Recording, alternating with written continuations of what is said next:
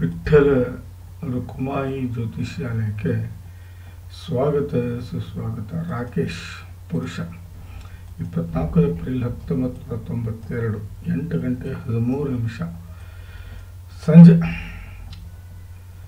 ಬೆಂಗಳೂರಲ್ಲಿ ಜನನ. ಉತ್ತರಾಷಾಢ ನಕ್ಷತ್ರ, ಚತುರ್ಥ ಪಾದ, ಮಕರ ರಾಶಿ, ವೃಶ್ಚಿಕ ಲಗ್ನದಲ್ಲಿ ಹುಟ್ಟಿದ್ದಾರೆ. ಅಷ್ಟಮಿ ದಿನ ಹುಟ್ಟಿದ್ದಾರೆ ಇವರು. ಬನ್ನಿ ನೋಡೋಣ. ಹಾಗಾದರೆ ಯಾವ ಯೋಗದಲ್ಲಿ ಹುಟ್ಟಿದ್ದಾರೆ?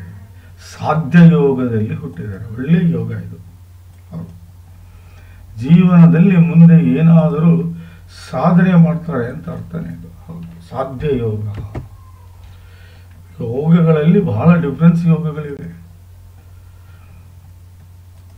ಒಂದು, ನೀವು ನಿಮ್ಮ ವ್ಯಕ್ತಿತ್ವ. 2 ವ್ಯವಹಾರಗಳು. 3 ಪರಾಕ್ರಮ. 4 ನಿಮ್ಮ ತಾಯಿ ಹಾಗೂ ಪ್ರಾಪರ್ಟಿ. 5 ವಿದ್ಯೆ. 6 ಕಷ್ಟ. 7 ದಾಂಪತ್ಯ. 8 ಶತ್ರು. 9 ಭಾಗ್ಯ. 10 ಕೆಲಸ. 11 ಲಾಭ. 12 ವಿದೇಶಿ ಪ್ರಯಾಣ. ಯಾವುದೇ ಗ್ರಹ ಇರಲಿ, 0 to 6 ಆಗಲಿ ಅಥವಾ 24 to 29 ಆಗಲಿ ಇದ್ರೆ ಲಾಭ ಸಿಗಲ್ಲ. 6 ರಿಂದ 24 ಇರಬೇಕು. 0 to 6 ಅಂದರೆ 0 to 10 years ಅಂತ ಅರ್ಥ. 24 to 29 ಅಂದರೆ 65 ರಿಂದ 100 ವರ್ಷ. ಏನೋ ಗ್ರಹದು. 6 ರಿಂದ 24 ಅಂದರೆ 15 ರಿಂದ 60 ವರ್ಷ ಅಂತ ನೋಡಿ. ಇದನ್ನ ನಾವು ಬಾಲ್ಯಾವಸ್ಥೆ ಅಂತ ಕರೆದ್ರೆ, ಇದನ್ನ ವೃದ್ಧಾಪ್ಯ ವ್ಯವಸ್ಥೆ ಅಂತ ಕರಿತೀವಿ. ಇದನ್ನು ಯೌವನಾವಸ್ಥೆ ಅಂತ ಕರಿತೀವಿ. ಯಾವುದೇ ಗ್ರಹ ಯೌವನಾವಸ್ಥೆಯಲ್ಲಿದ್ದರೆ ಒಳ್ಳೆ ಫಲ ಕೊಡುತ್ತೆ. ಆದರೆ ಈ ರೂಲ್ಸು ರಾಹು ಆಗಲಿ, ಕೇತು ಆಗಲಿ ಅಥವಾ ಉಚ್ಚ ಮತ್ತು ನೀಚ ಗ್ರಹಗಳಿಗೆ ಅಪ್ಲೈ ಆಗೋದಿಲ್ಲ. 1, 4, 7, 10 ಕೇಂದ್ರ ಆದರೆ 2 ಧನೇಶ, 11 ಲಾಭೇಶ. ಹೌದು, 11 ನಾವು ಲಾಭೇಶ ಅಂತ ಕರಿತೇವೆ. ಅದೇ ರೀತಿ 1 ಮತ್ತು 5 1 ಮತ್ತು 5 1, 5 ಹಾಗೂ 9 ತ್ರಿಕೋಣ ಅಂತ ಕರಿತೀವಿ. ಆದರೆ 6 ಮತ್ತು 8 ಮತ್ತು 12 ಬಹಳ ಕೆಟ್ಟ ಸ್ಥಾನ ಅಂತ ಕರಿತೀವಿ. ಇಲ್ಲಿ 3 50-50 ಅಂತ ಕರಿತೀವಿ ನಾವು.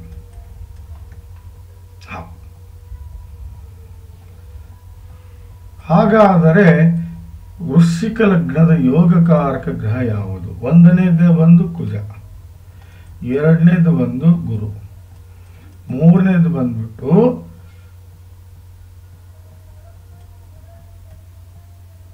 ಚಂದ್ರ, 4ನೇದು ಬಂದ್ಬಿಟ್ಟು ಸೂರ್ಯ, 5ನೇದು ಬಂದ್ಬಿಟ್ಟು ಶನಿ.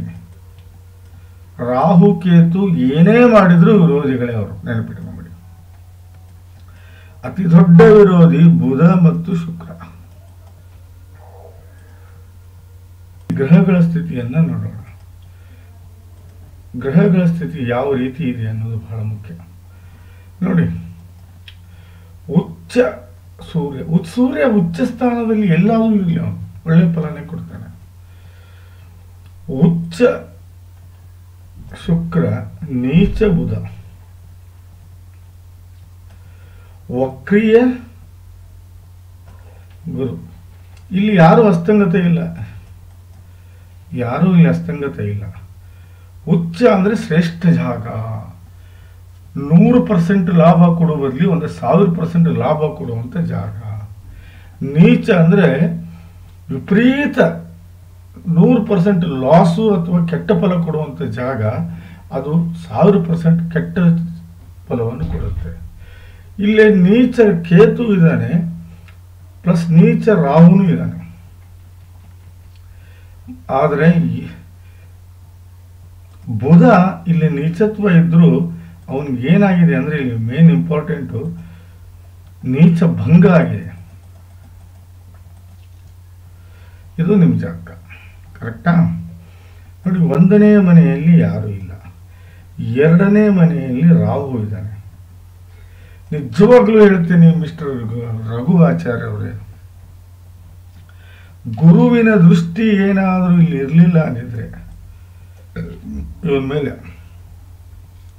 ಬಹಳ ಕೆಟ್ಟ ಹ್ಯಾಬಿಟನ್ನು ಕಲಿತಿದ್ರಿ ನೀವು. ಹೌದು, ಜೂಜಾಟ, ಡ್ರಿಂಕ್ಸು, ಎಲ್ಲ ರೀತಿಯ ಕೆಟ್ಟ ಚಟಗಳನ್ನು ಕಲಿತಿದ್ರಿ. ಮನಸ್ಸು ಕಂಟ್ರೋಲಲ್ಲಿ ಇರ್ತಿರ್ಲಿಲ್ಲ, ಸ್ಥಿತಿ ಚೆನ್ನಾಗಿರ್ತಿರ್ಲಿಲ್ಲ, ಯಾವ ಹ್ಯಾಬಿಟ್ಸು ನಿಮಗಿಲ್ಲ. ಯಾಕಂದರೆ ಇದು ಗುರುವಿನ ಮನೆ. ಗುರುವಿನ ದೃಷ್ಟಿ ರಾಹು ಮೇಲೆ ಇರೋದ್ರಿಂದ ರಾಹು ಯಾವುದೇ ರೀತಿ ನಿಮಗೆ ಕೆಟ್ಟ ಫಲವನ್ನು ಇಲ್ಲಿ ಕೊಡಲ್ಲ. ಬಟ್ ಎರಡನೇ ಭಾವದ ಫಲವನ್ನು ನಾನು ಆಮೇಲೆ ಹೇಳ್ತೀನಿ. ಯಾಕಂದ್ರೆ ಇಲ್ಲಿ ರಾಹುನ್ಗೆ ಆಟ ನಡೆಯಲ್ಲ. ಯಾಕಂದ್ರೆ ಗುರುವಿನ ದೃಷ್ಟಿ ಇದೆ. ಗುರುವಿನ ದೃಷ್ಟಿ ರಾಹು ಮೇಲೆ ಇರೋದ್ರಿಂದ ಯಾವುದೇ ಕಾರಣಕ್ಕೂ ಕೆಟ್ಟ ಫಲ ಕೊಡಲ್ಲ. ಆದ್ರೆ ಮಾತು ಒಮ್ಮೊಮ್ಮೆ ಒರಟಾಗಿ ಬರಬಹುದು, ಬಿಹೇವಿಯರ್ ಒಮ್ಮೊಮ್ಮೆ ರಫ್ ಆಗಿ ಬರ್ಬೋದು, ಸಿಕ್ಕಾಪಟ್ಟಿ ಸಿಟ್ಟು ಬರ್ಬೋದು, ಇಲ್ಲ ಸಡನ್ ಆಗಿ ಕೆಟ್ಟ ವಿಚಾರಗಳು ಬರ್ಬೋದು. ಇವು ಕಾಮನ್ ಮಾಡ್ತಾನೆ. ಇನ್ನು ಉಳಿದ ಯಾವುದೇ ಎರಡನೇ ಭಾವದ ಕೆಟ್ಟ ಫಲವನ್ನು ನೀವು ಅನುಭವಿಸಲು ಸಾಧ್ಯವಿಲ್ಲ. ಯಾಕೆ ಅಂದರೆ ಗುರುವಿನ ದೃಷ್ಟಿ ರಾಹು ಮೇಲಿದೆ. ನೋಡಿ, ಇಲ್ಲಿ ಶನಿ ಹಾಗೂ ಚಂದ್ರ ಮೂರನೇ ಭಾವದಲ್ಲಿ. ಇಲ್ಲಿ ಎಷ್ಟು ವಿಚಿತ್ರ ಅಂದ್ರೆ, ಇವನು ಮೂರನೇ ಭಾವದ ಸ್ವಾಮಿನೂ ಹೌದು, ನಾಲ್ಕನೇ ಭಾವದ ಸ್ವಾಮಿನೂ ಹೌದು, ಪ್ಲಸ್ ಚಂದ್ರ 9ನೇ ಭಾವದ ಸ್ವಾಮಿನೂ ಹೌದು. ಇವರಿಬ್ಬರ ಯುತಿ ಇದೆಯಲ್ಲ, ಕೆಟ್ಟ ಯುತಿ ಅಂತ ಕರಿತೇನೆ ನಾನು. ಇದು ವಿಷಯೋಗನೂ ಹೌದು, ಇದು ವಿಷಯೋಗನೂ ಹೌದು. ನಾನು ಇರೋ ಸತ್ಯನ ಹೇಳ್ತೀನಿ. 4ನೇ ಭಾವವನ್ನ ಕುಜ ಕವರ್ ಮಾಡಿಬಿಟ್ಟಿದ್ದಾನೆ. ಹಾಗಾಗಿ ಇಲ್ಲಿ 4ನೇ ಭಾವದ ಫಲವನ್ನು ಶನಿ ಕೊಡುವುದಿಲ್ಲ. ಬಟ್ 3ನೇ ಭಾವದ ಫಲ 100% ಸಿಗುತ್ತೆ. ಆದ್ರೆ 9ನೇ ಭಾವದ ಫಲ ಏನಿದೆಯಲ್ಲ, ನೀವು ಚಂದ್ರ ಸ್ವಲ್ಪ ಲೇಟಾಗಿ ಕೊಡ್ತಾನೆ. ಆದ್ರೆ ಇಲ್ಲಿ ವಿಷಯೋಗ ಒಂದೇ ಅಲ್ಲ ಇಲ್ಲಿ ಆಗಿರೋದು. ನಿಮಗೆ ನಾ ಹೇಳೋದನ್ನ ಅರ್ಥ ಮಾಡ್ಕೊಳ್ಳಿ. ಇಲ್ಲಿ ವಸುಮತಿ ಯೋಗನೂ ಆಗಿದೆ ನೋಡಿ.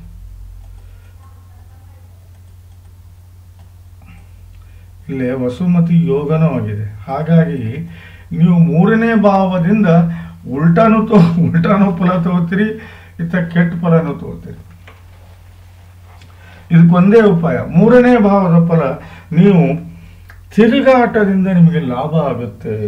ಕೋರ್ಟು ಕಚೇರಿಗಳಲ್ಲಿ ನೀವು ಗೆಲುವನ್ನು ಸಾಧಿಸ್ತೀರಿ. ಯಾವುದೇ ಕೆಲಸಕ್ಕೆ ಕೈ ಹಾಕಿದರೆ ಸುಮ್ಮನೆ ಬಿಡೋರಲ್ಲ ನೀವು. ಅದನ್ನು ಬೆನ್ನು ಹತ್ತಿ ಪ್ರಯತ್ನಶೀಲರಾಗಿ ಅದನ್ನು ಮುಗಿಸುವವರೆಗೂ ಬಿಡದಂತ ಛಲಮಲ್ಲರು ನೀವು. ಟ್ಯಾಲೆಂಟನ್ನು ಯಾವಾಗ ಹೇಗೆ ಯಾರ ಮುಂದೆ ಪ್ರೆಸೆಂಟ್ ಮಾಡ್ಬೇಕನ್ನೋ ನ್ಯಾಕ್ ನಿಮಗಿರುತ್ತೆ. ಮಾತಿನಲ್ಲಿ ಯಾರಿಗೂ ಸೋಲಲ್ಲ, ಮಾತಿನಲ್ಲೇ ಮನೆ ಕಟ್ಟುವ ಮೆಂಟಾಲಿಟಿ ನಿಮಗಿದೆ. ಒಳ್ಳೆ ಕಮ್ಯುನಿಕೇಶನ್ ಇದೆ. ನೀವು ಕಲೆಯಲ್ಲಿ ಆಸಕ್ತಿಯನ್ನು ಹೊಂದಿರ್ತೀರಿ. ಬರವಣಿಗೆ ಹಾಗೂ ಸಾಹಿತ್ಯದಲ್ಲೂ ಆಸಕ್ತಿಯನ್ನು ಹೊಂದುವುದಲ್ಲದೆ ಯಾವುದೇ ಕಷ್ಟ ಬರಲಿ, ಯಾವುದೇ ಕಾಂಪಿಟೇಷನ್ ಅಂತ ಬರಲಿ, ನೀವು ಹೆದರಿ ಹಿಂದೆ ಸರಿಯೋರಲ್ಲ. ಬಹಳ ಹಾರ್ಡ್ ವರ್ಕರ್ ನೀವು. ಕೆಲಸದ ಕೆಪಾಸಿಟಿ ಎಲ್ಲರಿಗಿಂತಲೂ ಎಕ್ಸ್ಟ್ರಾಆರ್ಡಿನರಿ ಆಗಿರುತ್ತೆ. ಬಾಡಿಯಲ್ಲಿ ಸ್ಟ್ರೆಂತ್ ಚೆನ್ನಾಗಿರುತ್ತೆ. ಆಟಗಳಲ್ಲಿ ರುಚಿಯನ್ನು ತೋರಿಸುವುದಲ್ಲದೆ ಬಹಳ ಧೈರ್ಯಶಾಲಿ ಹಾಗೂ ಪರಾಕ್ರಮಿಯಾಗಿರ್ತೀರಿ. ಅಕ್ಕ ತಂಗಿ, ಅಣ್ಣ ತಮ್ಮನ್ನ ಒಟ್ಟುಗೂಡಿಸಿಕೊಂಡು ಜೀವನವನ್ನು ಸಾಗಿಸುವ ಮೆಂಟಾಲಿಟಿ ನಿಮಗಿರುತ್ತೆ. ಇದು 3ನೇ ಭಾವದ ಫಲ. ಆಚಾರ್ಯ ಅವರೇ, ನಾನೀಗ ವಿಷಯೋಗದ ಬಗ್ಗೆ ಬರ್ತೀನಿ.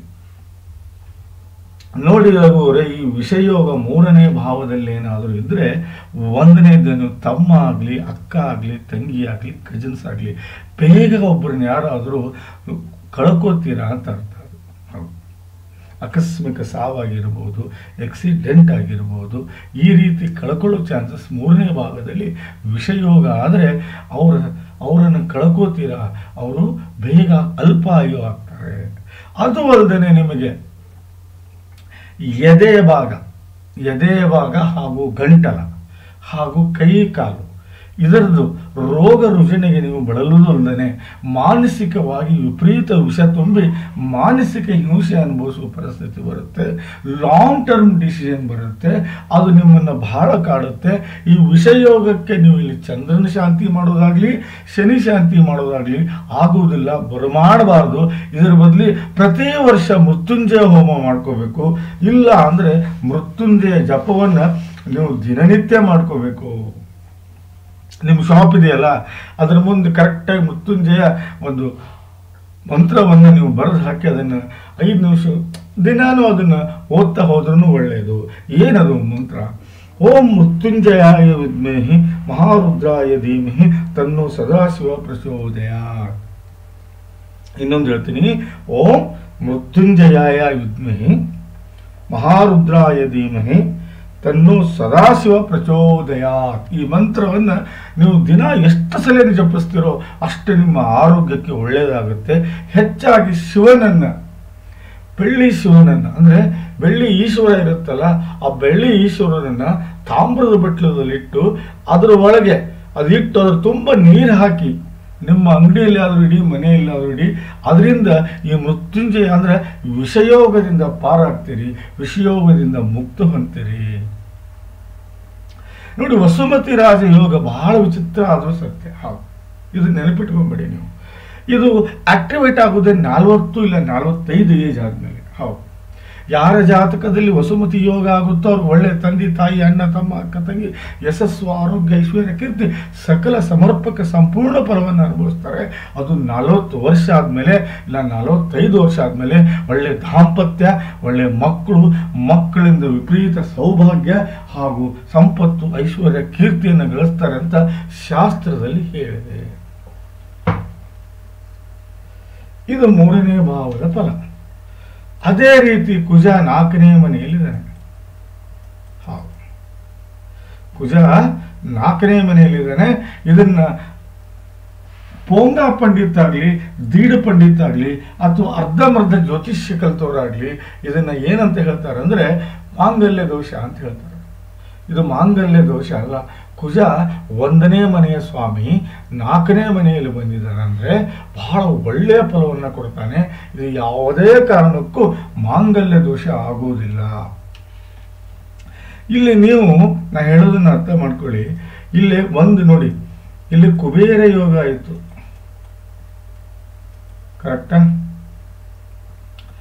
ಪ್ಲಸ್ ಇಲ್ಲಿ 1 ಮತ್ತು 4ನೇ ಭಾವದ ಫಲವನ್ನು ಅನುಭವಿಸ್ತೀರಿ.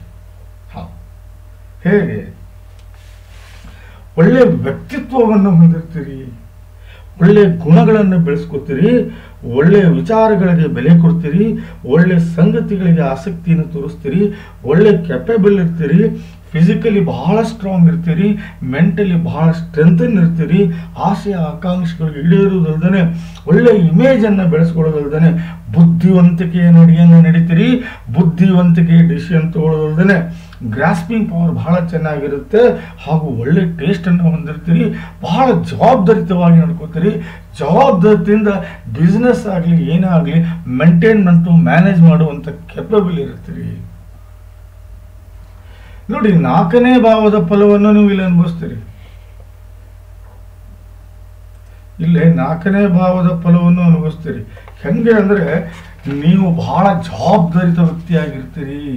ಮನೆಯ ಸದಸ್ಯರ ಬಗ್ಗೆ ಬಹಳ ಕಾಳಜಿ ಇರುತ್ತೆ, ಜವಾಬ್ದಾರಿ ಇರುತ್ತೆ, ಪ್ರೀತಿ ಇರುತ್ತೆ, ಪ್ರೇಮ ಇರುತ್ತೆ, ಅವ್ರನ್ನ ಒಟ್ಟೆಗೂಡಿಸ್ಕೊಂಡು ಹೋಗುವಂಥ ಮೆಂಟ್ಯಾಲಿಟಿ ಇರುತ್ತೆ ನಿಮಗೆ. ವಿಪರೀತ ತಾಯಿ ಮೇಲೆ ವ್ಯಾಮೋಹ ಮತ್ತು ಪ್ರೇಮ ಇರುವುದಲ್ಲದೆ ಯಾವುದೇ ಬಿಸ್ನೆಸ್ ಮಾಡಿದ್ರು 100ಕ್ಕೂ 100 ಲಾಭ ಹೊಡಿತೀರಿ. ನೆಮ್ಮದಿಯ ನೆಮ್ಮದಿ ಬದುಕನ್ನು ಬದುಕುವುದಲ್ಲದೆ ಸುಖಮಯವಾಗಿ ಜೀವನವನ್ನು ಸಾಗಿಸ್ತೀರಿ. ಒಳ್ಳೆಯ ಪ್ರಾಪರ್ಟಿ ಮಾಡ್ತೀರಿ, ಹೈಯರ್ ಎಜುಕೇಷನ್ ಮಾಡ್ತೀರಿ. ಹಾರ್ಟ್ ರಿಲೇಟೆಡ್ ಯಾವುದೇ ತೊಂದರೆ ನಿಮ್ಗೆ ಬರುವುದಿಲ್ಲ. ಹೊಂದಾಣಿಕೆಯ ಬದುಕಿಗೆ ಬಹಳ ಇಷ್ಟಪಡ್ತೀರಿ. ಮನೆಯ ಸ್ಥಿತಿ ಎಷ್ಟೇ ಕೆಳಮಟ್ಟಿದ್ರು ಅದನ್ನು ಎತ್ತರಕ್ಕೆ ತೊಗೊಂಡು ಹೋಗೋದಲ್ಲದೆ ಸ್ಟೈಲ್ ಆಫ್ ಲಿವಿಂಗ್ ಹೈ ಮಾಡ್ಕೋತೀರಿ. ಮನೆಗೆ ಬಂದವರನ್ನು ಬಹಳ ಪ್ರೇಮದಿಂದ ನೋಡ್ಕೊಳ್ಳೋದಲ್ದೇ ಸಮಾಜದಲ್ಲಿ ಒಳ್ಳೆ ಹೆಸರನ್ನು ಮಾಡ್ತೀರಿ. ಅದು ಅಲ್ಲದೆ ಆಭರಣ, ವೆಹಿಕಲ್ಲು, ಕಾಸ್ಟ್ಲಿಯಸ್ಟ್ ಐಟಮ್ಸನ್ನು ಹೊಂದ್ತೀರಿ. ಓನ್ ಮಾಡ್ಕೊಳ್ಳೋದಲ್ದೇ ಮನೆ, ಹೊಲ ಹಾಗೂ ಫಾರ್ಮ್ ಹೌಸು ಸಹ ನೀವು ಮಾಡ್ಕೊಳ್ಳೋದಲ್ದೇ ನೀವು ಮಾಡುವ ಬಿಸ್ನೆಸ್ಸು ನೋಡಿ, ಮೆಟಲ್ ರಿಲೇಟೆಡ್ ಯಾವುದೇ ಬಿಸ್ನೆಸ್ ಮಾಡಿ, ಒಂದು. ಇಲ್ಲ ಅಂತಂದರೆ ರಿಯಲ್ ಎಸ್ಟೇಟ್ ಬಿಸ್ನೆಸ್ ಮಾಡಿ, ಎರಡು. ಇಲ್ಲ ಅಂದರೆ ಸಿಮೆಂಟು ಇಲ್ಲ ಕಬ್ಬಣ, ಸಿಮೆಂಟು ಇಲ್ಲ ಐರನ್ ಈ ಬಿಸ್ನೆಸ್ ಮಾಡಿ. ಇಲ್ಲ ಅಂತಂದರೆ ನೀವು ಇಲೆಕ್ಟ್ರಿಕಲ್ ರಿಲೇಟೆಡ್ ಬಿಸ್ನೆಸ್ ಮಾಡಿ. ಮೆಟಲ್ ಆದರೆ ಯಾವುದಾದ್ರೂ ಆಗಿರ್ಬೋದು, ಮೆಟಲ್ ಆ ಬಿಸ್ನೆಸ್ಸಲ್ಲಿ ಕೋಟಿಗಟ್ಟಲೆ ಹಣ ಗಳಿಸ್ತೀರಿ. ಇದರಲ್ಲಿ ಯಾವುದೇ ಸಂಶಯ ಬೇಡ.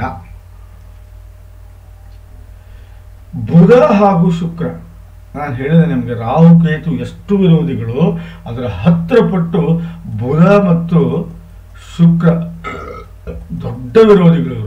ಇವರು ಎಷ್ಟು ವಿಚಿತ್ರ ನಿಮ್ಮ ಜಾತಕ ಅಂದರೆ, ಬುಧ ವಿರೋಧಿಯಾದರೂ ಇಲ್ಲಿ ಯೋಗಕಾರಕನಾಗಿ ಶ್ರೇಷ್ಠ ಮಹಾಲಕ್ಷ್ಮಿ ಯೋಗವನ್ನು ಕೊಟ್ಟ. ಹೌದಾ? ಇಲ್ಲೇ ಶುಕ್ರ ಉಚ್ಚ ಸ್ಥಾನದಲ್ಲಿದ್ದು ಬುಧ ನೀಚ ಸ್ಥಾನದಲ್ಲಿದ್ದು ಇಲ್ಲಿ ನೀಚ ಭಂಗರಾಜ ಯೋಗ ಕೊಟ್ಟ.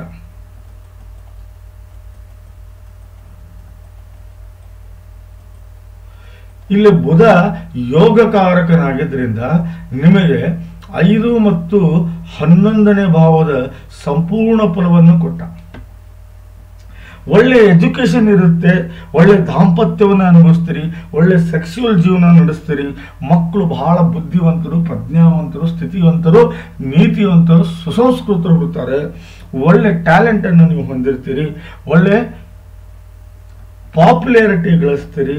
ಅದು ಅಲ್ಲದೆ ತಂದೆ ತಾಯಿ, ಅಣ್ಣ ತಮ್ಮ, ಅಕ್ಕ ತಂಗಿ ಎಲ್ಲರ ನಿಷ್ಕಳಂಕ ನಿರ್ಮಲವಾದ ಪ್ರೀತಿಯನ್ನು ಅನುಭವಿಸುವುದಲ್ಲದೆ ಯಾವುದೇ ಕಷ್ಟ ಬರಲಿ ಎದುರಿಸುವಷ್ಟು ಶಕ್ತಿಯುತರಾಗಿರ್ತೀರಿ. ಸುಖ ಶಾಂತಿ ಕಡೆ ನಡೀತೀರಿ, ಕಷ್ಟವನ್ನು ಹೊಡೆದೋಡಿಸ್ತೀರಿ, ಸಾಧನೆಗೆ ದಾರಿ ಮಾಡ್ಕೋತೀರಿ, ಒಳ್ಳೆಯ ಗುಣಗಳನ್ನು ಬೆಳೆಸ್ಕೊಳ್ಳೋದಲ್ಲದೆ ಪಬ್ಲಿಕ್ಕಲ್ಲಿ ಒಳ್ಳೆ ಇಮೇಜನ್ನು ಬೆಳೆಸ್ಕೋತೀರಿ. ಇದು 5ನೇ ಭಾವದ ಫಲ. ನೋಡಿ, 11ನೇ ಭಾವದ ಫಲ ಇಡೀ ಜೀವನವನ್ನು ಸಂಪೂರ್ಣವಾಗಿ ಲಾಭದಲ್ಲಿ ತಗೊಂಡು ಹೋಗ್ತೀರಿ. ಅದು ಅಲ್ಲದೆ ಅಕ್ಕ ತಂಗಿ, ಅಣ್ಣ ತಮ್ಮನ ಜೊತೆಗೆ ಸಾಥ್ ಕರ್ಕೊಂಡು ಹೋಗ್ತೀರಿ, ಅಂದರೆ ಜೊತೆಗೆ ಅವ್ರನ್ನೂ ನೀವು ಬೆಳೆಸ್ತೀರಿ. ಅದು ಅಲ್ಲದೆ ಸಣ್ಣ ಪುಟ್ಟ ರೋಗಗಳಿಂದ ದೂರ ಇರ್ತೀರಿ. ಯಾವುದೇ ಆಸೆ ಆಕಾಂಕ್ಷೆಗಳಾಗಲಿ ಈಡೇರಿಸುವಷ್ಟು ಶಕ್ತಿಯುತರಾಗಿರುವುದಲ್ಲದೆ ಸಣ್ಣ ಪುಟ್ಟ ರೋಗದಿಂದ ದೂರ ಇರ್ತೀರಿ. ಹಂತ ಹಂತವಾಗಿ ನಿಮಗೆ ಪ್ರಮೋಷನ್ ಆಗುತ್ತೆ, ಹಂತ ಹಂತವಾಗಿ ನೀವು ಬೆಳವಣಿಗೆ ಆಗುತ್ತೆ, ನೀವು ಗ್ರೋತ್ ಆಗುತ್ತೆ. ಅದು ಅಲ್ಲದೆ ದುಡ್ಡು, ಆಭರಣ, ವೆಹಿಕಲ್ ಎಲ್ಲವನ್ನೂ ಪರ್ಚೇಸ್ ಮಾಡೋದಲ್ಲದೆ ಹಣವನ್ನು ಸೇವ್ ಮಾಡ್ತೀರಿ, ಬ್ಯಾಂಕ್ ಬ್ಯಾಲೆನ್ಸ್ ಮೇಂಟೈನ್ ಮಾಡ್ತೀರಿ, ಒಳ್ಳೆ ಮಿತ್ರರನ್ನು ಹೊಂದಿರ್ತೀರಿ, ಮಿತ್ರರನ್ನು ಒಳ್ಳೆ ಸಂಬಂಧವನ್ನು ಗಳಿಸ್ಕೋತೀರಿ. ಇದು 11ನೇ ಭಾವದ ಫಲ. ಯಾರ ಜಾತಕದಲ್ಲಿ ಶ್ರೇಷ್ಠ ಮಹಾಲಕ್ಷ್ಮಿ ಯೋಗ ಇರುತ್ತೋ ಅವ್ರಿಗೆ ಸಂಪತ್ತು, ಐಶ್ವರ್ಯ, ದಾಂಪತ್ಯ, ವಿದ್ಯೆ, ಕಟ್ಟಿಟ್ಟ ಬುತ್ತಿ. ನೋಡಿ, ನೀಚ ಭಂಗ ಆದಂತ ಬುಧ ಯೋಗಕಾರಕನಾಗಿ 5ನೇ ಭಾವದಲ್ಲಿ ಬಂದ್ರೆ ಅವನು ಯೋಗಕಾರಕನೇ, ವಿರೋಧಿ ಅಲ್ಲ. ಯಾಕಂದ್ರೆ ಅವನ ನೀಚತ್ವವನ್ನ ಶುಕ್ರ ಬಿಡಿಸಿದಾನೆ. ಇಲ್ಲಿ ಶುಕ್ರ ತಟಸ್ಥನಾದ. ಉಚ್ಚಗ್ರಹ ಇರು, ಯಾವುದೇ ಉಚ್ಚಗ್ರಹ ವಿರೋಧಿಗಳಾದರೂ ಎಲ್ಲೇ ಬಂದರೂ ಅವರು ತಟಸ್ಥರಾಗ್ತಾರೆ. ಹೆಂಗಂದ್ರೆ ದೇವಸ್ಥಾನಕ್ಕೆ ಹೋಗಿ ನೀವು ಅಲ್ಲಿರೋ ಜನರಿಗೆ ಅನ್ಯಾಯ ಮಾಡಲ್ಲ, ಅಥವಾ ಕಳುವು ಮಾಡಲ್ಲ, ಅಥವಾ ನೀವು ಕಿಲ್ಲು ಮಾಡಲ್ಲ. ಅದೇ ರೀತಿ ಶುಕ್ರ ಅವನು ಎಷ್ಟೇ ಕೆಟ್ಟವನಾಗಲಿ, 12ನೇ ಭಾವದ ಸ್ವಾಮಿ ಆದರೂ ಸಹ 5ನೇ ಭಾವದಲ್ಲಿ ಬಂದರೂ ಸಹ, ಉಚ್ಚ ಸ್ಥಾನದಲ್ಲಿದ್ರೂ ಸಹ 100ಕ್ಕೆ 100 ಹೇಳ್ತೀನಿ, ಅವನು ಇಲ್ಲಿ ಯಾವುದೇ ಕೆಟ್ಟ ಫಲ ಕೊಡದೇನೆ ತಟಸ್ಥನಾಗ್ತಾನೆ. ಆದರೆ ಬುಧ ನೀಚತ್ವವನ್ನು ಬಿಟ್ಟಿದ್ದಕ್ಕೆ ಯೋಗಕಾರಕನಾಗಿ 5 ಮತ್ತು 11ನೇ ಭಾವದ ಫಲವನ್ನು ಕೊಟ್ಟ.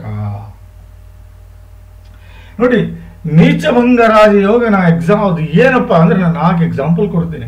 ಡಾಕ್ಟರ್ ರಾಜ್ಕುಮಾರ್, ರಜನಿಕಾಂತ್, ಅಮಿತಾಬ್ ಬಚ್ಚನ್, ಸಚಿನ್ ತೆಂಡೂಲ್ಕರ್ ಹಾಗೂ ಮೋದಿಜಿಯವರು. ಇವರು ನೀಚಭಂಗ ರಾಜಯೋಗದಲ್ಲಿ ಜನನ. ಇವರು ಒಂದು ಹೇಳ್ತೇನೆ ನಿಮಗೆ, ನೀಚಭಂಗ ರಾಜಯೋಗ ವಿಪರೀತ ಸಂಪತ್ತು, ಐಶ್ವರ್ಯ, ಸ್ಥಾನ, ಮಾನ, ಕೀರ್ತಿ, ಯಶಸ್ಸು ಕೊಡುವಂತ ಯೋಗವೇ ನೀಚಭಂಗ ರಾಜಯೋಗ.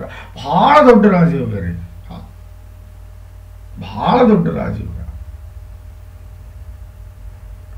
4 ರಾಜಯೋಗಗಳಿದಾವೆ ನಮಗೆ. ಒಂದು ವಸುಮತಿ ರಾಜಯೋಗ, ಒಂದು ಕುಬೇರ ರಾಜಯೋಗ, ಒಂದು ಶ್ರೇಷ್ಠ ಮಹಾಲಕ್ಷ್ಮಿ ಯೋಗ, ಒಂದು ನೀಚಭಂಗ ರಾಜಯೋಗ. ಈ ಶ್ರೇಷ್ಠ ಮಹಾಲಕ್ಷ್ಮಿ ಯೋಗ, ನೀಚಭಂಗ ರಾಜಯೋಗದಲ್ಲಿ ಹುಟ್ಟಿದವರು ಅವ್ರಿಗೆ ಒಳ್ಳೆ ತಂದೆ ತಾಯಿ, ಅಣ್ಣ ತಮ್ಮ, ಅಕ್ಕ ತಂಗಿ, ಯಶಸ್ಸು, ಆರೋಗ್ಯ, ಐಶ್ವರ್ಯ, ಕೀರ್ತಿ, ಸಕಲ ಸಮರ್ಪಕ ಸಂಪೂರ್ಣ ಫಲವನ್ನು ಕೊಡುವುದಲ್ಲದೆ ಒಳ್ಳೆ ಸಂಪತ್ತು, ಒಳ್ಳೆ ಐಶ್ವರ್ಯ, ಒಳ್ಳೆ ಪ್ರಾಪರ್ಟಿ, ಒಳ್ಳೆ ಜ್ಞಾನ, ವಿದ್ಯೆ, ಬುದ್ಧಿ, ಒಳ್ಳೆ ದಾಂಪತ್ಯ, ಒಳ್ಳೆ ಹೆಂಡತಿ, ಮಕ್ಕಳು, ಯಶಸ್ಸು, ಕೀರ್ತಿ, ಸಾಧನೆ, ಸಮರ್ಥ ಮಾನಸಿಕ ಹಾಗೂ ದೈಹಿಕ ಶಕ್ತಿ, ಸಾಮಾಜಿಕ ಹಾಗೂ ಧಾರ್ಮಿಕ ಮುಖ್ಯ ಕೆಲಸಗಳು, ಮಾನ, ಪ್ರತಿಷ್ಠೆ, ಯಶಸ್ಸು, ಕೀರ್ತಿ, ಸ್ಥಾನ, ಮಾನ, ಸಂಪತ್ತು ಇವುಗಳನ್ನೆಲ್ಲವನ್ನೂ ಕೊಟ್ಟು ಆರೋಗ್ಯ, ಆಯುಷ್ಯವನ್ನು ಕೊಟ್ಟು ಎತ್ತರ ಸ್ಥಾನದಲ್ಲಿ ಇಟ್ಟಿರ್ತಾನೆ, ಯಶಸ್ವಿಗೊಳಿಸ್ತಾನೆ, ಸುಖಮಯವಾಗಿಟ್ಟಿರ್ತಾನೆ, ಶಾಂತವಾಗಿಟ್ಟಿರ್ತಾನೆ. ದೇವರ ಆಶೀರ್ವಾದ ಸದಾ ನಿಮ್ಮ ಜೊತೆಗಿರುತ್ತೆ. ಮೀರಾರ ಭಟ್ರು ತಮ್ಮ ಗ್ರಂಥದಲ್ಲಿ ಈ 2 ರಾಜಯೋಗಗಳ ಬಗ್ಗೆ ಬಹಳ ಚೆನ್ನಾಗಿ ವಿವರಣೆ ಕೊಟ್ಟಿದ್ದಾರೆ. ಹಾಗಾದರೆ ಸೂರ್ಯ 6ನೇ ಮನೆಯಲ್ಲಿ ಉಚ್ಚ ಸ್ಥಾನದಲ್ಲಿದ್ದಾನೆ. ಯಾರಿವನು? 10ನೇ ಭಾವದ ಸ್ವಾಮಿ, ತಟಸ್ಥ. ನಾ ಹೇಳಿದ್ನಲ್ಲ, ತಟಸ್ಥ, ಸೂರ್ಯ ತಟಸ್ಥ. ಹೆಂಗೆ ಶುಕ್ರ ತಟಸ್ಥನಾಗ್ತಾನೋ ಇಲ್ಲಿ ಸೂರ್ಯನೂ ತಟಸ್ಥನಾಗ್ತಾನೆ. ಆದರೆ ಬಂದಿರೋ ಪ್ರಾಬ್ಲಮ್ ಏನಪ್ಪ ಅಂದ್ರೆ ಅಷ್ಟಮ ಕೇತು. ಒಳ್ಳೆಯದಲ್ಲ ರೀ, ದಯವಿಟ್ಟು ಒಳ್ಳೆಯದಲ್ಲ. ನೋಡಿ, ಕೇತು ದಶೆಯಲ್ಲಿ, ನಾನು ಹೇಳ್ತಾ ಇರೋದು ಕೇತು ದಶೆಯಲ್ಲಿ ನೀವು ಬಹಳ ತೊಂದರೆಗೀಡಾಗ್ತೀರ. ಹೌದು, ಏನೇನು ವಿಪರೀತ ಕಷ್ಟ. ಕೇತು ದಶೆಯಲ್ಲಿ ಮತ್ತು ಕೇತು ಭುಕ್ತಿಯಲ್ಲಿ ಬಹಳ ಕಷ್ಟಗಳನ್ನು ಅನುಭವಿಸ್ತೀರಿ. ಸಾಲವನ್ನು ಮಾಡ್ಕೋಬಹುದು, ಜಗಳ ಜಾಪತ್ರೆಯಿಂದ ಜೀವನ ಕೂಡಿರುತ್ತೆ, ವಿರೋಧಿಗಳು ಹುಟ್ಟುಕೋಬಹುದು, ಆರೋಗ್ಯದ ಸಮಸ್ಯೆ ಬರ್ಬೋದು, ಮನೆಯಲ್ಲಿ ಹೊಂದಾಣಿಕೆ ಇಲ್ದಂಗೆ ಹೋಗ್ಬೋದು, ವಿವಾದಗಳಿಗೆ ಗುರಿ ಆಗ್ಬೋದು, ಅಪವಾದವನ್ನು ಹೊತ್ಕೋಬಹುದು, ಕೋರ್ಟು ಕಚೇರಿಯಲ್ಲಿ ಸೋಲನ್ನು ಅನುಭವಿಸ್ಬೋದು, ಎಲುಬು, ಕೀಳು, ಸ್ನಾಯು ಹಾಗೂ ನರಗಳ ರೋಗಕ್ಕೆ ತುತ್ತಾಗ್ಬೋದು, ತಂದೆಯ ಆರೋಗ್ಯದಲ್ಲಿ ಏರಾಪರಿ ಆಗ್ಬೋದು. ದಯವಿಟ್ಟು ಇಲ್ಲಿ ಕೇತು ಒಂದೇ ಶಾಂತಿ ಮಾಡ್ಕೋಬೇಡಿ, ರಾಹು ಕೇತು ಶಾಂತಿ ಮಾಡ್ಕೊಳ್ಳಿ, ಬೇರೆ ಯಾವುದೂ ಇಲ್ಲಿ ಅವಶ್ಯಕತೆ ಇಲ್ಲ. ನೋಡಿ, ಗುರು 10ನೇ ಮನೆಯಲ್ಲಿದ್ದಾನೆ. ಇವನು 2 ಮತ್ತು 5 ಮತ್ತು 10ನೇ ಭಾವದ ಫಲವನ್ನು ಕೊಡ್ತಾನೆ. ಇಲ್ಲಿ ಈಗ ಆಲ್ರೆಡಿ ನಾನು ನಿಮ್ಗೆ 5ನೇ ಭಾವದ ಫಲವನ್ನು ಹೇಳ್ಬಿಟ್ಟೆ. 2 ಮತ್ತು 10ನೇ ಭಾವದ ಫಲವನ್ನು ನಾನು ನಿಮ್ಗೆ ಹೇಳ್ಬಿಟ್ಟಿಲ್ಲ. ನೋಡಿ, ಇಲ್ಲಿ ಎಷ್ಟು ವಿಚಿತ್ರ ಆದರೂ ಸತ್ಯ. ಒಳ್ಳೆ ವ್ಯವಹಾರಸ್ಥರು ನೀವು, ನಿಮ್ಮ ಬಿಹೇವಿಯರು ಎಲ್ಲರಿಗೂ ಇಷ್ಟ ಆಗುತ್ತೆ. ಒಳ್ಳೆ ಹ್ಯಾಬಿಟ್ಸ್ ಅನ್ನ ಕಲಿತಿರ್ತೀರಿ. ದುಡ್ಡಿನ ಒಳಹರಿವು ಮತ್ತು ಹೊರಹರಿವು ಸಮತೋಲನದಲ್ಲಿರುತ್ತೆ. ನಿಮ್ಮ ಸಂಬಂಧಿಗಳು ಜೊತೆಗೆ ಬಹಳ ಒಳ್ಳೆಯ ಸಂಬಂಧವನ್ನು ಇಟ್ಕೊಂಡಿರ್ತೀರಿ. ಬದುಕನ್ನು ಬಹಳ ಹೊಂದಾಣಿಕೆಯಿಂದ ನಡೆಸ್ಕೊಂಡು ಹೋಗ್ತೀರಿ. ಹಣವನ್ನು ಸೇವ್ ಮಾಡ್ತೀರಿ. ಸಾತ್ವಿಕ ಊಟವನ್ನು ಮಾಡೋದಲ್ಲದೆ ಪರಿವಾರದ ಸ್ಥಿತಿಯನ್ನು ಬಹಳ ಎತ್ತರಕ್ಕೆ ಒಯ್ತೀರಿ. ಅದು ಅಲ್ಲದೆ ಮಾತಿನಲ್ಲಿ ಬಹಳ ವಚನತ್ವ ಹಾಗೂ ನೀತಿ ಇರುತ್ತೆ. ನಿಮ್ಮ ಮಾತು ಎಲ್ಲರಿಗೂ ಇಷ್ಟ ಆಗುತ್ತೆ. ನಿಮ್ಮ ಮಾತಿನ ದಾಟಿ ಬಹಳ ಸೊಗಸಾಗಿರುತ್ತೆ. ಸಂಸ್ಕಾರ ಹಾಗೂ ನೆಮ್ಮದಿಯ ಬದುಕನ್ನು ಬದುಕ್ತೀರಿ. ಇದು 2ನೇ ಭಾವದ ಫಲ. ಅದೇ ರೀತಿ 10ನೇ ಭಾವದ ಫಲ, ನೀವು ಮಾಡುವ ಕೆಲಸ ನಿಮ್ಗೆ ಇಷ್ಟ ಆಗುತ್ತೆ. ನಿಮ್ಮ ಮಾಡುವ ಕೆಲಸದ ವಿಧಾನ ಬಹಳ ಚೆನ್ನಾಗಿರುತ್ತೆ. ಕೆಲಸದಲ್ಲಿ ಗೆಲುವು ಸಾಧಿಸ್ತೀರಿ. ಕೆಲಸದಲ್ಲಿ ಗಳಿಕೆ ನೋಡ್ಕೋತೀರಿ. ತಂದೆಯ ಜೊತೆಗೆ ಬಹಳ ನಿಕಟವಾದ ಸಂಬಂಧ ಕೊನೆಯವರೆಗೂ ಇಟ್ಕೊಳ್ಳೋದಲ್ಲದೆ ಮಾನ, ಪ್ರತಿಷ್ಠೆ, ಸಂಪತ್ತು, ಐಶ್ವರ್ಯ, ಕೀರ್ತಿ, ಸಾಧನೆ, ಹೆಸರನ್ನು ಸಂಪೂರ್ಣವಾಗಿ ಗಳಿಸ್ತೀರಿ ಅಂತ ಇಲ್ಲಿ ಶಾಸ್ತ್ರ ಹೇಳ್ತಾ ಇದೆ.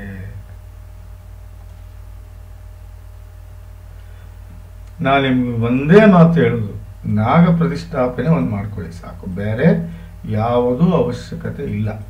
ಪ್ರತಿ ನಾಗ ಪ್ರತಿಷ್ಠಾಪನೆ ಜೀವನದಲ್ಲಿ ಒಂದೇ ಸಲ ಮಾಡ್ಕೊಳ್ಳೋದು. ಈ 2ನೇ ಸಲ ಮಾಡ್ಕೊಳ್ಳೋದು ಪ್ರತಿ ವರ್ಷ ಮೃತ್ಯುಂಜಯ ಹೋಮ ನೀವು ಮಾಡ್ಕೋಬೇಕು ಆರೋಗ್ಯದ ಸಮಸ್ಯೆಗೆ. ಇದು ಬಿಟ್ಟರೆ ಬೇರೆ ಏನಿಲ್ಲ. ಆರೋಗ್ಯದ ಸಮಸ್ಯೆಗೆ ಹಾಗೂ ನಿಮ್ಮ ಕಜಿನ್ಸ್ ಅಥವಾ ಅಣ್ಣ ತಮ್ಮ ಅಕ್ಕ ತಂಗಿಯರ ಆರೋಗ್ಯದ ಸಮಸ್ಯೆಗೂ ಇದನ್ನು ನೀವು ಮಾಡ್ಕೋಬೇಕು.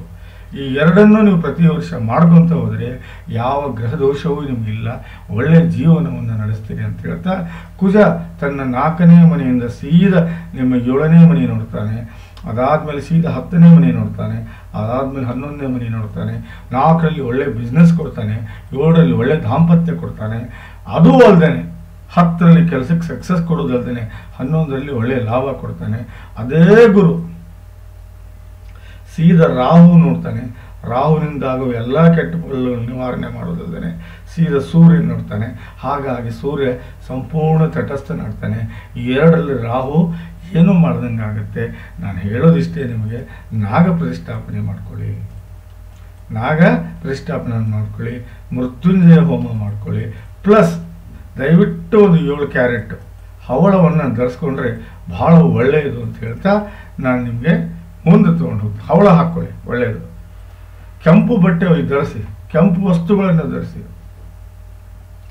ನೋಡಿ, 1ನೇ ಮನೆ ಸ್ವಾಮಿ 12ರಲ್ಲಿದ್ದಾನೆ, 5ನೇ ಮನೆ ಸ್ವಾಮಿ 12ರಲ್ಲಿದ್ದಾನೆ, 7ನೇ ಮನೆ ಸ್ವಾಮಿ ಶನಿ 1ರಲ್ಲಿದ್ದಾನೆ, 9ನೇ ಮನೆ ಸ್ವಾಮಿ ರಾಹು ಪೀಡಿತನಾಗಿದ್ದಾನೆ. ಸ್ವಲ್ಪ ದಾಂಪತ್ಯದಲ್ಲಿ ಕೊರತೆ ಬರಬಹುದು.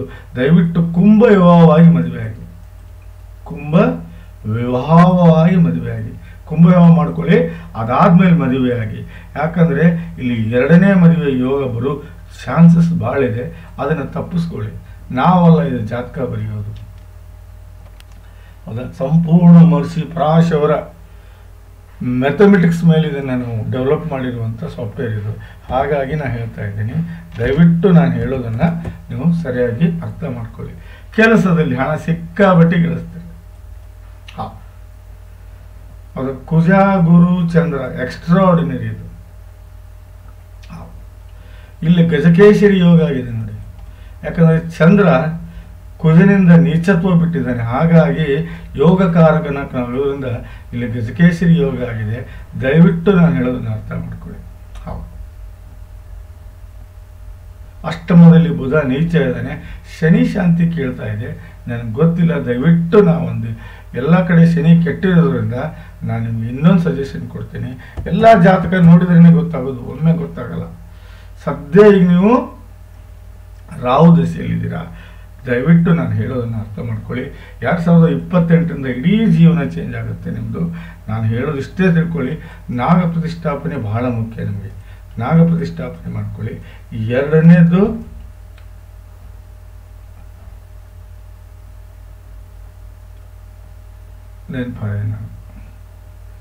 ಮೃತ್ಯುಂಜಯ ಹೋಮ ಮಾಡ್ಕೊಳ್ಳಿ. 3ನೇದು ಶನಿ ಶಾಂತಿಯನ್ನು ಮಾಡ್ಕೊಳ್ಳಿ. ಹೌದು, ಶನಿ ಶಾಂತಿ ಕೇಳ್ತಾ ಇದೆ. ಯಾಕಂದರೆ ಸೂಕ್ಷ್ಮ ಕುಂಡಲಿಯಲ್ಲಿ ಶನಿ ಬಹಳ ಕೆಟ್ಟ ಜಾಗದಲ್ಲಿದ್ದಾನೆ. ಹಾಗಾಗಿ ಹೇಳ್ತಾ ಇದ್ದೀನಿ, ಶನಿ ಶಾಂತಿ ಮಾಡ್ಕೊಳ್ಳಿ, ಮೃತ್ಯುಂಜಯ ಹೋಮ ಮಾಡ್ಕೊಳ್ಳಿ, ನಾಗ ಪ್ರತಿಷ್ಠಾಪನೆ ಮಾಡ್ಕೊಳ್ಳಿ. ಆದರೆ 7 ಕ್ಯಾರೆಟ್ ಹವಳವನ್ನು ಧರಿಸಿ ಅಂತ ಹೇಳ್ತಾ ಈ ಜಾತಕದ ವಿಶ್ಲೇಷಣೆ ಮುಗಿಸ್ತಾ ಇದ್ದೀನಿ. ಇಷ್ಟವಾದಲ್ಲಿ ದಯವಿಟ್ಟು 4 ಜನರಿಗೆ ಶೇರ್ ಮಾಡಿ ಹಾಗೂ ಯೂಟ್ಯೂಬ್ ಚಾನಲ್ ಸಬ್ಸ್ಕ್ರೈಬ್ ಮಾಡಿ. ನಮಸ್ಕಾರ.